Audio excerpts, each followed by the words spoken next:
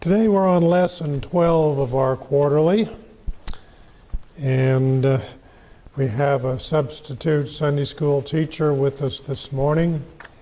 I miss our regular normal Sunday school teacher, but you pray that God will help us to get into the Word of God, and God will speak to us through the lesson. It's lesson 12, Jacob's burial and Joseph's death. Now, those two events cover quite a bit of time in history, but they're dealt briefly in the book of Genesis, as those are more or less the two final points of the book of Genesis, and then lead us up to the book of Exodus, which takes place about 400 years later, when God delivers the Israelites from Egyptian bondage. Now we've seen that they are in Egypt. Joseph has set aside a place, the land of Goshen, for the Israelites to live in. They are there because, well, number one, it's God's provision for them. But number two, because they are shepherds. They deal with animals. And they're kind of looked down upon by Egyptians. Now, Egyptians ate mutton, they ate beef, they ate goats and stuff like that. But they kind of looked down on the shepherds and the animal keepers as being a subspecies of human being. In other words, there was a real racial prejudice against the Hebrews because of their nomadic nature and their dealing with animals. But this was God's protecting them because it kept them culturally separated from the Egyptians, and because of that, they were able to retain their national belief and allegiance to God. Jacob and his boys, when they came into Egypt, they were believers in the true God. Well, how many generations in 400 years? I mean, that's 10 generations. And, with the surrounding paganism of the Egyptian culture and like that, it would be inevitable that that would begin to wear down the national religious belief of the Hebrews. Now, it doesn't mean everyone that was a Hebrew would disbelieve God and turn into pagans, but the strong temptation and influence where a lot of them would.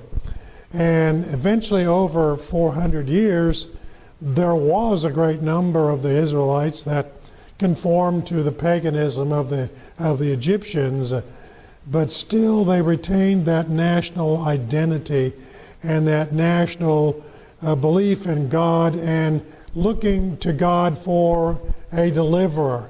In the beginning of the book of Exodus, it talks about them crying out to God for their deliverance. Well, why would they want that? Well, they had become something other than just the shepherds of Egypt by that time. They had become enslaved, and as a nation, they were turned into brick makers. You see these travelogues and these documentaries about the monuments in Egypt. And when you look at the pyramids and the sphinxes and the various temples and the carvings and the statues and things of that nature, I saw something yesterday. There was an obelisk that weighed over 22 tons of solid granite rock that had been transported up the Nile River and then carried from the river to this temple site that erected. They didn't have bulldozers and cranes to do that kind of thing. The only thing they had was human muscle. And, of course, they knew how to use pulleys and things of that nature. But that's what God's people were put in place doing. Now, the Hebrews were the only ones that did that. There were other peoples that were involved in that. But just think of the massive force of slaves that they had to have in Egypt to do all that work. That was dangerous work. When one of those granite blocks would fall and hit somebody, they didn't recover. In fact, there were such large things that if they fell, they would take out a half dozen or more people with them. So there's just an awful lot of death involved in the building of those monuments and things like that. And so many of God's people were involved in that. And after 4 centuries of being there and then enslaved like this, they were crying out to God. And God remembered. Why? Well, because he promised Abraham, he promised Isaac, and he promised Jacob. And in fact, the promise was so strong that God used Jacob's son, Joseph, to provide for the family, the people of God, by getting him down there into Egypt and making him second in command only to Pharaoh over the economy of Egypt, to provide for the famine and to save God's people. And that purpose was evident to Joseph. His brothers had no idea when they sold him off into slavery. Joseph, when he was in Potiphar's house, probably had no idea of why he was there, other than his brothers hated him and they sold him off. And here he is, a slave in Potiphar's house at the tender age of 17 or 18. But while he's there, God blesses him and gives him unusual knowledge and abilities that he's a natural manager. And Potiphar's house prospers. And then there's that incident with the wife of Potiphar, wrongly accused. Potiphar was in a position, I think Potiphar kind of knew what was going on. But because of his position, he was not in a place to criticize his wife, because that would reflect poorly on him. And so, since Joseph was the Hebrew slave, I think reluctantly Potiphar had to put him out, turn him over to the prison system.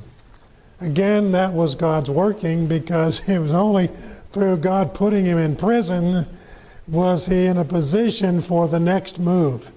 And that was interpreting the dream of the butler and the baker.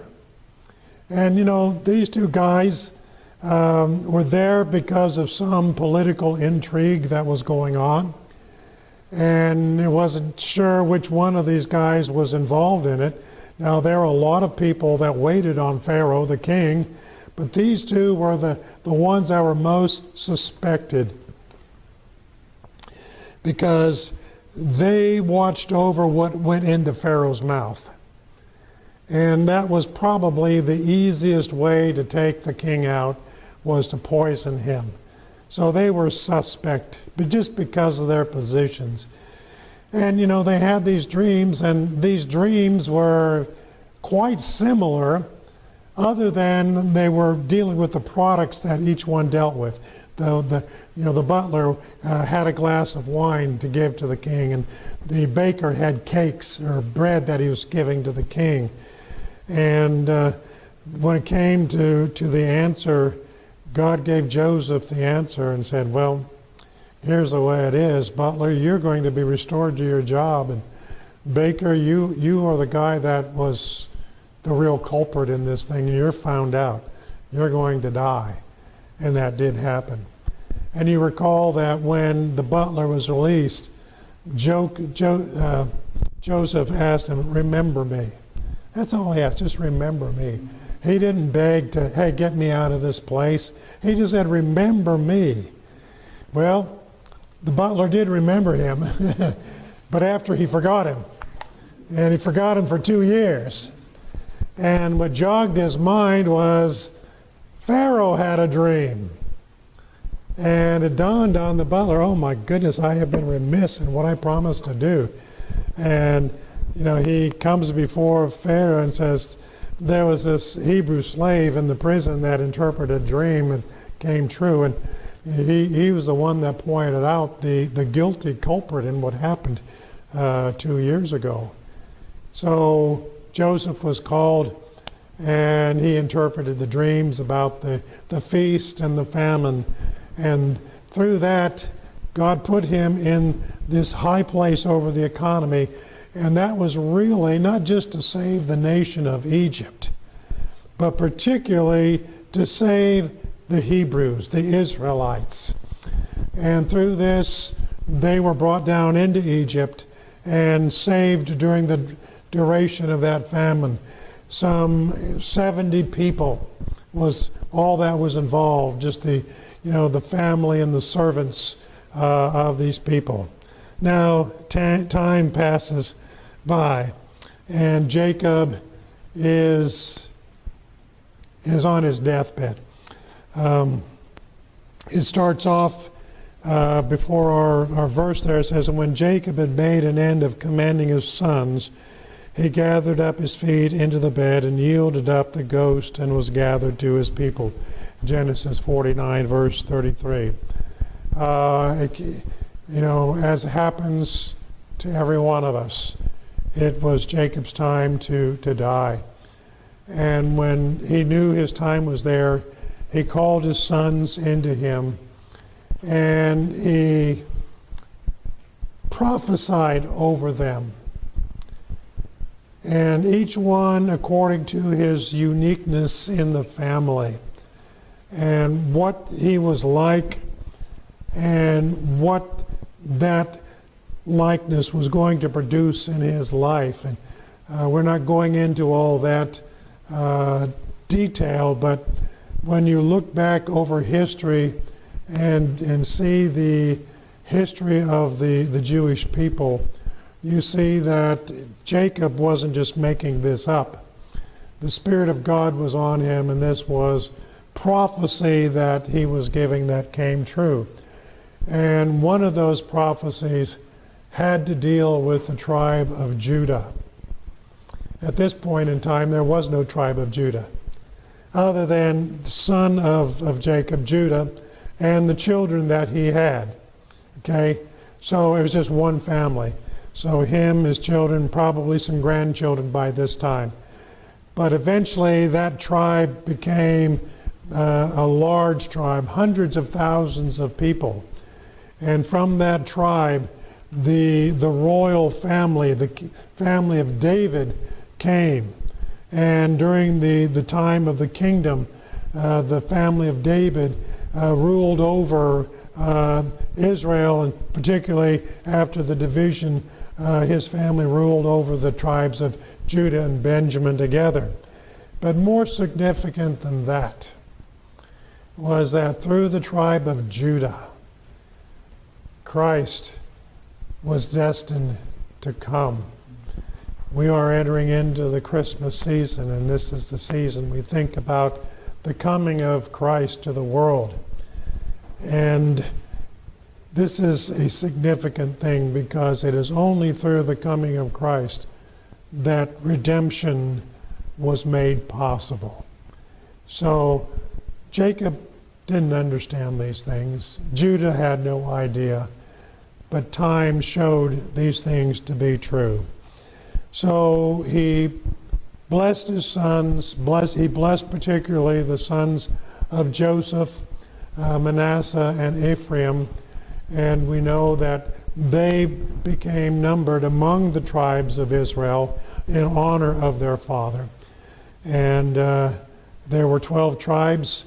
The tribe of Levi was taken out of the catalog because their place was to minister in the temple. That was their inheritance. So the two sons of Joseph were added to make the 12th the number 12.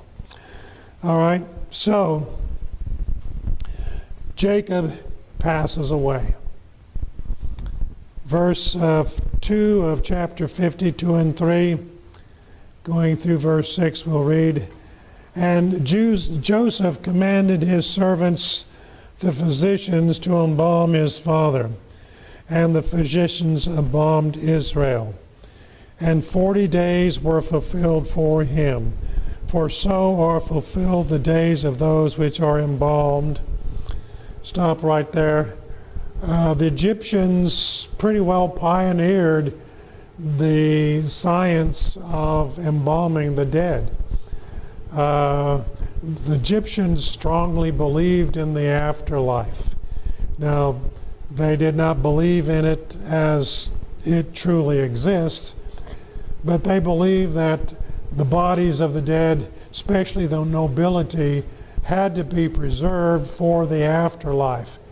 And so they discovered ways of embalming the body to retard the decay of the body that is just natural after death.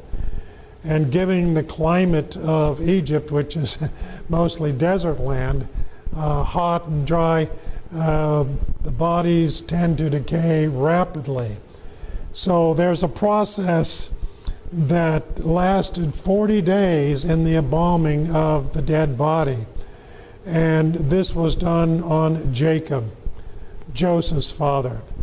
Out of respect for him as the patriarch of Joseph's family, and Joseph was the savior of Egypt, if you please. So it was natural that they would show that kind of respect for the family of Joseph. Now, what is also interesting, there's a full colon there after the word embalmed, and the Egyptians mourned for him 70 days. 70 days of mourning. Why would the Egyptians mourn the death of this shepherd like it was the king of Egypt? The nobility were respected by that 70-day period of mourning. You know, in this country, when a president dies, we go into mourning. We lower the flag, half-staff, and the funeral and the processions are televised for several days. Well, this is kind of what was going on for Jacob when he passed away.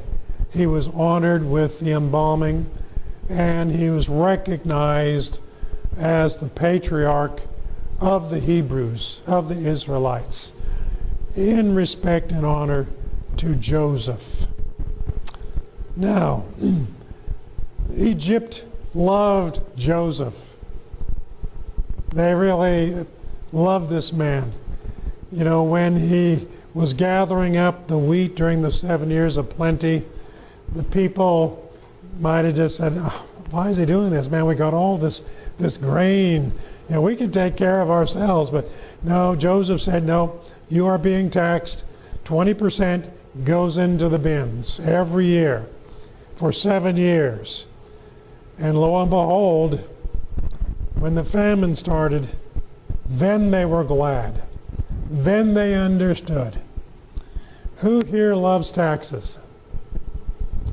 Nobody loves taxes.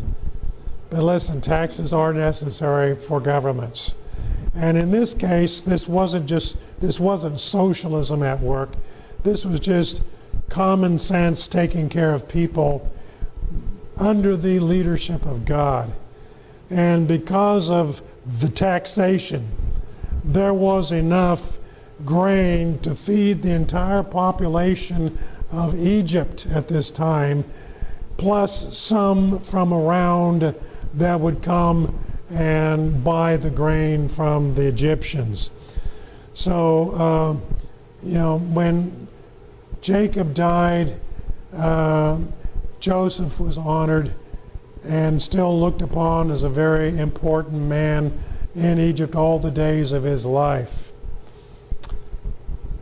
Except there were a few people that were now scared to death when Jacob died. Verse 4, and when the days of his mourning were past, Joseph spoke unto the house of Pharaoh, saying, if now I have found grace in your eyes, speak, I pray you, to the ears of Pharaoh, saying, my father made me swear, saying, lo, I die in my grave which I have digged for me in the land of Canaan, there shalt thou bury me. Now therefore let me go up, I pray thee, and bury my father, and I will come again. And Pharaoh said, Go up and bury thy father according as he made thee swear. So I find something interesting in the language. Joseph spake unto the house of Pharaoh, and he says, Speak, I pray you, in the ears of Pharaoh. That tells me that Joseph did not go directly into Pharaoh and ask this. Why? Well, he was second man in power in Egypt. But by this time, the Pharaoh had children. There was a son that was of age, that was obviously the heir to the Egyptian throne. And I'm sure Joseph didn't want to give any indication that he was looking to become Pharaoh when that Pharaoh died.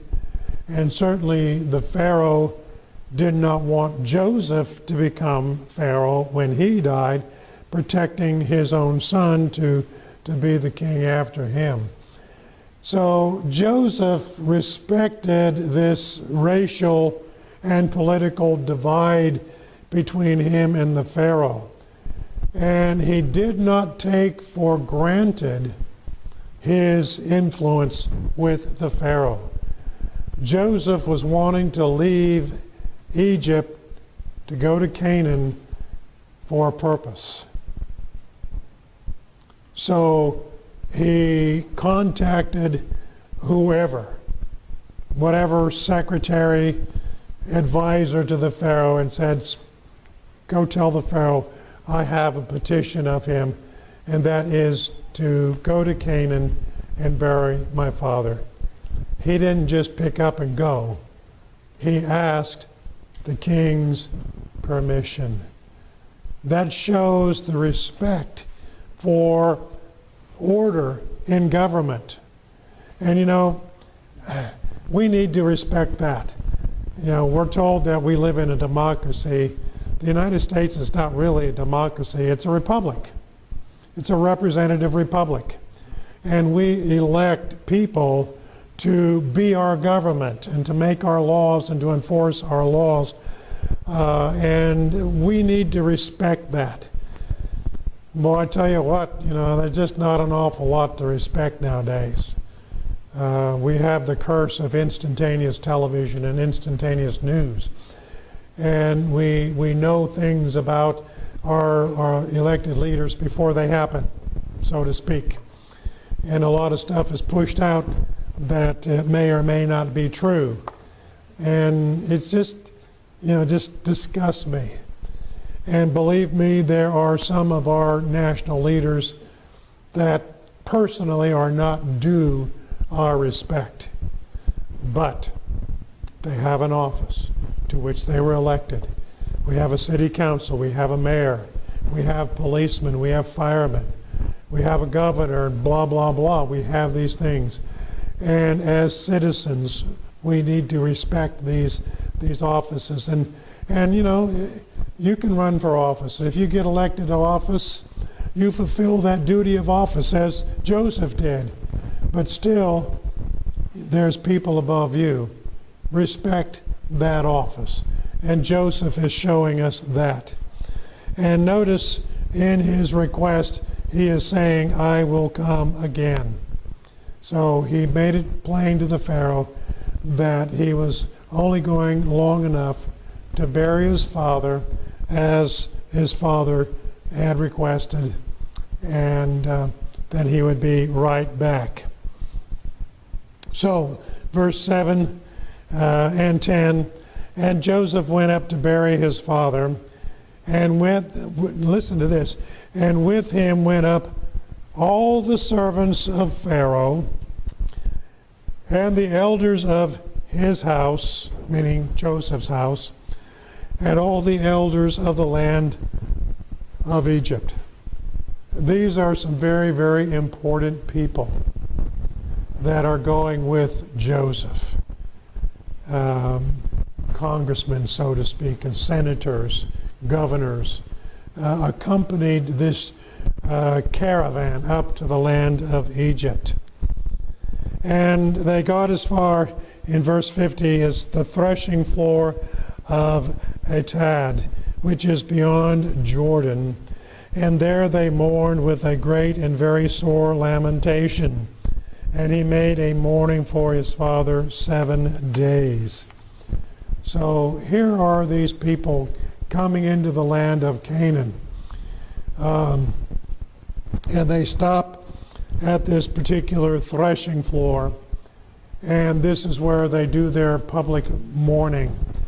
And all the people are entering into it.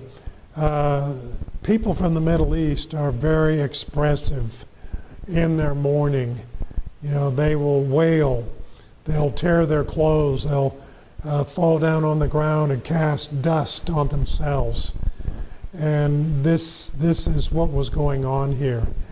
In fact, the wailing was so loud and lasted so long that the people in the neighborhood heard what was going on and were wondering, well, what's going on here?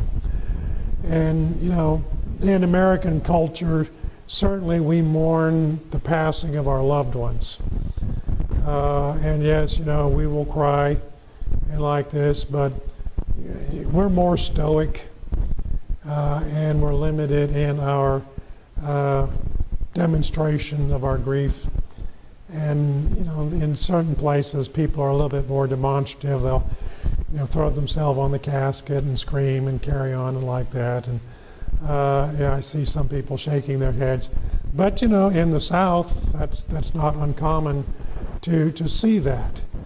You know, I remember when I lived in the South, they would actually take the body of the casket into the home, not into the, you know, the funeral home or at the church building, but into the home and be there at least overnight or several days before the funeral.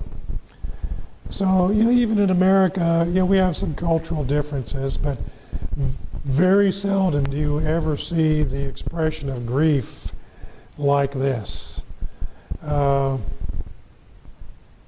some people, it's very, very meaningful, significant. They are truly grieving. With others, it's politically correct. I think some of the people that were there, the elders of Pharaoh's house and so forth like that, were demonstrating because it was expected. It was expected. They did not feel the same deep loss as did Joseph's house. But yet, they respected the passing of Jacob and the loss to Joseph's family, and they were grieving outwardly. So Jacob was buried in the cemetery at Machpelah, where Abraham and Sarah were buried, where Isaac and Rebekah were buried, and where Leah, Jacob's wife, was buried. So all 3 generations of husband and wife buried there at Machpelah. Now, as I alluded to, there were some people that were a little bit anxious during all of this. This is on their mind. They're grieving the passing of their father. Very, very heartfelt grieving. But yet there's just something that's niggling the back of their minds. And they're really becoming afraid. Verse 15 there of Genesis chapter 50. And when Joseph's brethren saw that their father was dead, they said, Joseph will peradventure hate us.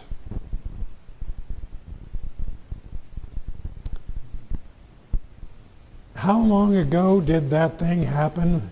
They threw him in the pit and sold him off to the Ishmaelites? I mean, it's been decades. And yet this is still hanging over their conscience. Wow. Joseph had shown them every kindness. Joseph had provided for them. Joseph had hugged them and kissed them. Joseph had expressed his forgiveness. Said, look, you meant it for wrong, but God meant it to save us. And I'm thankful for what God has done. And these brethren, maybe they were kind of thinking, yeah, right. Okay. So Joseph will perhaps hate us and will certainly requite us all the evil which we did unto him. Boy, they just think their end has come. So what do? They didn't go to him. They sent a messenger unto Joseph, saying, thy father did command before he died, saying, so shall you say unto Joseph, forgive, I pray thee now, the trespass of thy brethren and their sin. For they did unto thee evil, and now we pray thee, forgive the trespass of the servants of the God of thy father. Why didn't they go to him? Well, he was still a very powerful man in Egypt, and he could have just cut them down, been perfectly justified in the eyes of the Egyptians. And they were more or less expecting this. And notice their plea, they bring God into the matter. They bring their father. And through the message they're saying, Joseph, remember, Dad said to forgive. And remember that we are the servants of God. They aren't exactly throwing themselves on his mercy. They are pleading for their lives. But notice the effect that it has on Joseph. And Joseph wept when they spake unto him. He did not want to hear that. Why? He had already forgiven them. What do I have to do to convince you that you have been forgiven? I don't hold this against you. So when that messenger came, it grieved Joseph that his brothers were frightened of him and expecting him to get even with him. Verse 18, and his brethren also, this suggests to me that the messenger came back and said, you know, I told what you said to Joseph, but he just broke up and cried. He couldn't say anything. So they kind of remember that day when he revealed himself to them about 17 years earlier, how that he cried. He's crying now. Well, his brethren also went and fell down before his face. And they said, behold, we be thy servants. And Joseph said unto them, fear not, for am I in the place of God? He's saying that, look, I'm not God to hold against you what you did. God forgives. I forgave. It's in the past. It's over with. Okay? But as for you, again, going over the situation, he thought evil against me, but God meant it unto good to bring to pass as it is this day to save much people alive. Now therefore fear ye not. I will nourish you and your little ones. This almost makes me cry when I read the next words. And he comforted them and spake kindly unto them. This is real love. Joseph didn't owe these brothers anything. He could have just killed them if he wanted to. Killed all their families if he wanted to. And like I said, the Egyptians would have seen this as perfect justice. You did the right thing. But no, he loves them and he comforts them. And he spoke kindly to them. This is real forgiveness. Now, I hope that each and every one of us here today has experienced the forgiveness of God. And God forgives us as graciously as Joseph forgave his brothers. In fact, this is a picture of God's forgiveness. And not only does God just comfort us by letting us know that we're forgiven, but God has provided for us. He provides grace. He helps us when we mess up. And we are human. We do goof every once in a while. And we need God to pick us up and to carry us on. We need God to provide us for us. And when God takes care of us, we just need to be so thankful to God. Because God does it out of love.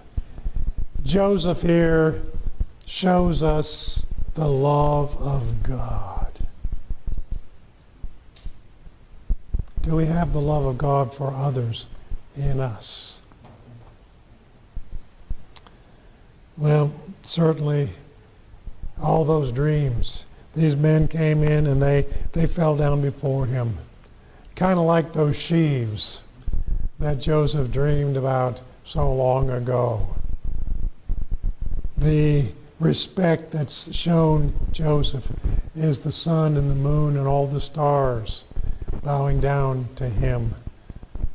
But he is truly a humble man, because he just said, I don't want that, I don't need that, I don't expect that, I'm not looking for that. God put me here to care for you. I love you this much. It's like Jesus. He went to the cross and he said, I love you this much.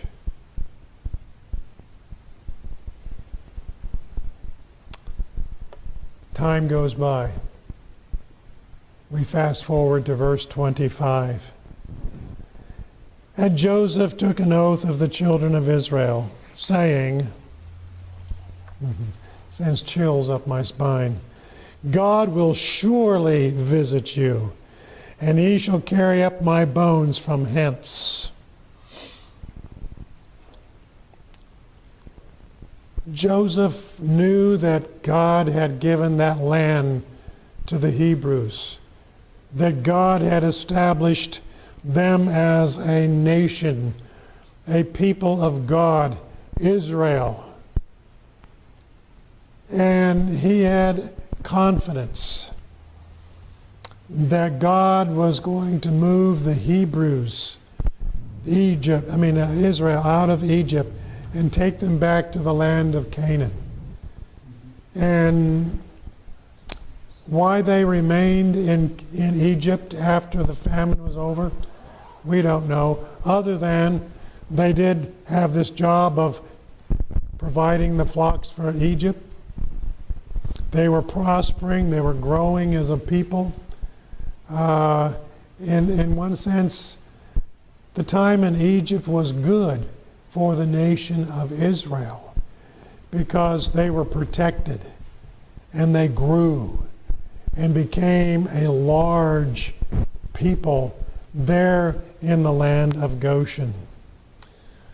And Joseph knew that they were not going to be leaving Egypt until sometime after he died. Now, I think by this time, some of his brothers had already passed away. You know, these guys were getting older.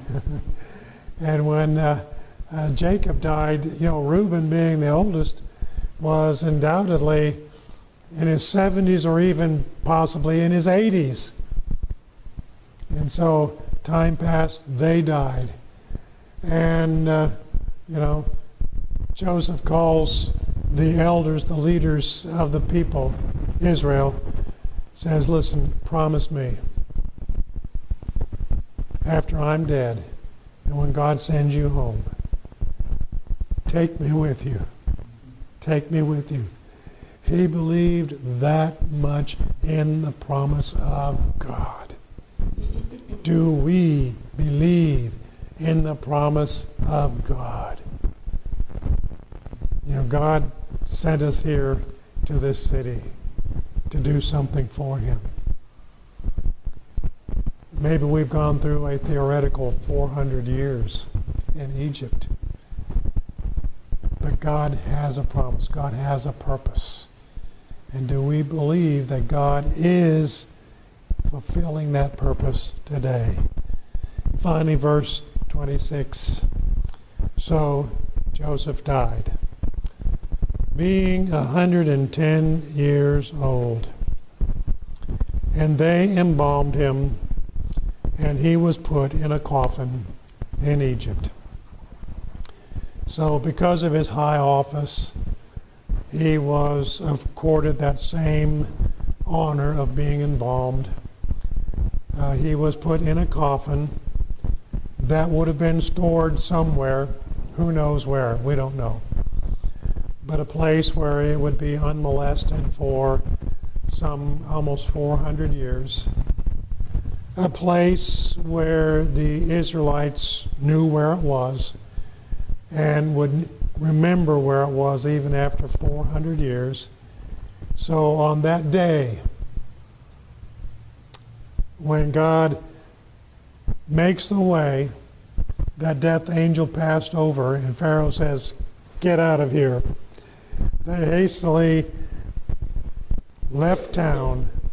They took Joseph with them.